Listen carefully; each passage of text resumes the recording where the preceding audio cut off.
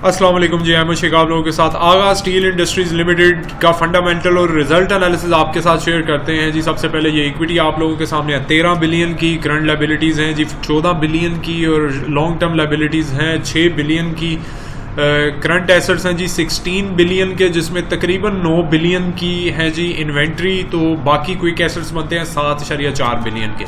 तो date to equity ratio मैं अक्सर कहता हूँ कि 1 से नीचे हो तो बड़ी शानदार किस्म की डेट टू इक्विटी रेशो होती है, लेकिन इस बड़ी ऑर्गेनाइजेशन जिनका सेटअप बहुत वसी और रीज़ होता है उसमें अक्सर ये 1.5 से 2 रुपए के दरमियान हो जाती है, लेकिन उसको हम इन्वेस्टमेंट के पॉइंट ऑफ व्यू से एक बहुत एक्स्ट्रा ऑर्डिनरी अच्छी कंपनी नहीं कंसीडर करते, फिर भी चाहे उसके ऑपरेशन काफ़ी फैले हुए भी हों। तो डेट टू इक्विटी रेशो इसकी कोई बहुत अच्छी नहीं है, लेकिन मुनासिब कह सकते हैं आप। करंट रेशो इसकी मुनासिब है 1.14, क्विक रेशो है जी 0.52, तो क्विक रेशो भी कोई ख़ास अच्छी नहीं है।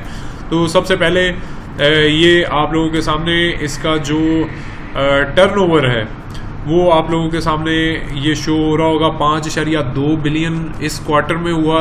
मार्च 31 तक का जो क्वार्टर था उसमें लास्ट ईयर सेम क्वार्टर में 3.8 बिलियन था, तो 37.40% इजाफा हुआ है सेल्स में, और इसमें वॉल्यूम भी बढ़े हैं और प्राइसेस बढ़ने का भी इम्पैक्ट काफ़ी हद तक है। कॉस्ट ऑफ सेल्स में जी 3.80% तकरीबन इजाफा हुआ है।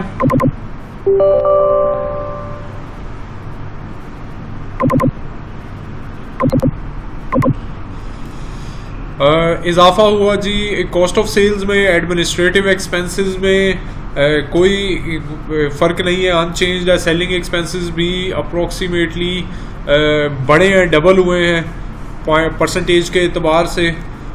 इसी तरह फाइनेंस कॉस्ट इनकी हाफ रह गई है। और अदर अगर हम बात करें नेट प्रॉफिट आफ्टर टैक्स की, तो उसमें अच्छा खासा इजाफा हुआ है जी 10.20% टैक्स प्रॉफिट आफ्टर टैक्सेशन आ रहे हैं, जबकि लास्ट ईयर सेम क्वार्टर में 7.20% थे और 3% इजाफा हुआ है नेट प्रॉफिटेबिलिटी में।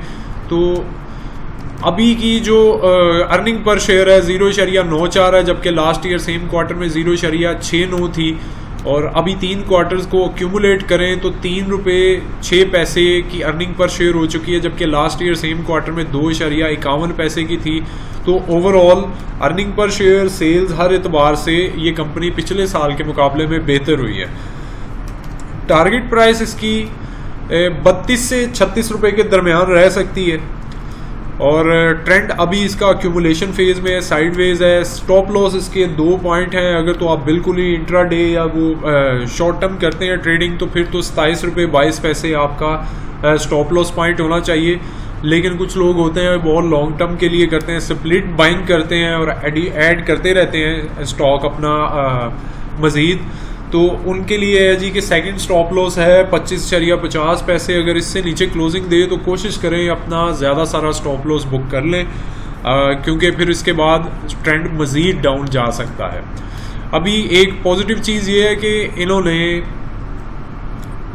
ये 3 क्वार्टर्स में, मतलब इस साल में प्रॉपर्टी प्लांट एंड इक्विपमेंट में 184 मिलियन रुपीज़, और कैपिटल वर्क इन प्रोग्रेस जो इनका चल रहा है ये प्रोडक्शन और अपनी फैक्ट्री कैपेसिटी इसको बढ़ाने के लिए, वो तकरीबन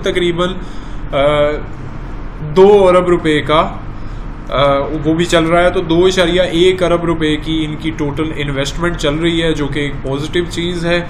इसके अलावा कंपनी ने एक हाई कोर्ट सिंध में कोई इलीगल रेट्रोस्पेक्टिव चार्ज जो था इंडस्ट्रियल सपोर्ट पैकेज पे, पैकेज एडजस्टमेंट के लिए, जो कि जुलाई 2019 से ऑनवर्ड इंडस्ट्रियल कंज्यूमर्स के लिए था, उस पे इन्होंने 22 जनवरी 2020 को ये सर्कुलर इशू SRO इशू हुआ था, तो उसके हिसाब से इन्होंने पिटीशन फाइल की थी, जिस पे कोई अभी तक जो है ना ये सिविल कोर्ट में भी इन्होंने पिटीशन फाइल की है, इनके अगेंस्ट फैसला आया था।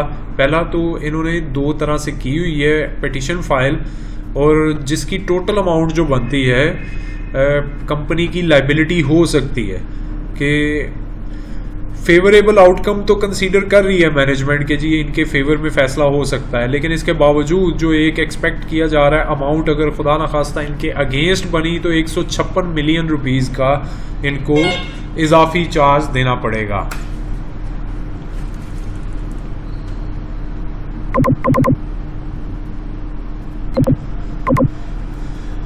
तो जी ये कोई बाइंग सेलिंग कॉल बिल्कुल नहीं है, आप अपने हिसाब से रिसर्च करके वर्किंग करिए। इसमें टारगेट प्राइस आपको बता दिया दिसंबर तक की जी 32 से 36 रुपए के दरमियान हो सकती है, लेकिन एक सेफ साइड पे मेरे ख्याल में 33-34 रुपए एक रीजनेबल टारगेट होगा।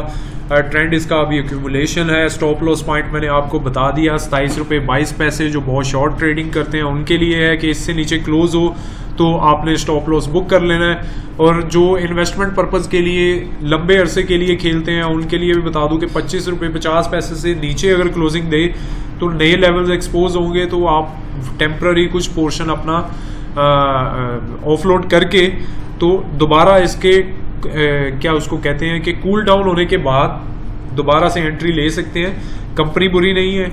ओवरऑल स्टील सेक्टर थोड़ा सा प्रेशर में रहा है काफ़ी टाइम से, अभी भी स्टिल भी है, क्योंकि इंटरनेशनल मार्केट में जो रॉ मटेरियल प्राइसेस हैं स्टील प्रोडक्ट्स की वो काफ़ी बढ़ गई हैं। उसमें सबसे बड़ी वजह ये है कि चाइना ने जो ड्यूटी ड्रॉबैक देते थे अपनी कंपनीज को एक्सपोर्ट करने पे, स्टील की तकरीबन 146 प्रोडक्ट्स हैं उन पे उन्होंने वो रिबेट और वो ड्यूटी ड्रॉबैक का सिस्टम ख़त्म कर दिया है वो, तो इस वजह से उनकी प्राइसेस बढ़ गई हैं, एक्सपोर्ट उनकी थोड़ी सी एक्सपेंसिव हो गई है, तो उस वजह से ये कंपनीज को भी रॉ मटेरियल थोड़ा सा एक्सपेंसिव मिल रहा है। तमाम स्टील सेक्टर इसी वजह से अंडर प्रेशर है। जैसे जैसे ये अपनी प्राइसेस बढ़ाते जाएंगे सेल प्राइसेस, तो उसी हिसाब से आप देखेंगे कि इनकी शेयर प्राइसेस में भी अच्छी मूवमेंट बनती चली जाएगी।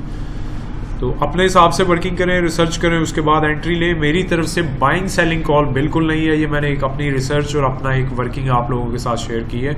चैनल को सब्सक्राइब कर दें ताकि आपको मज़ीद रिजल्ट्स और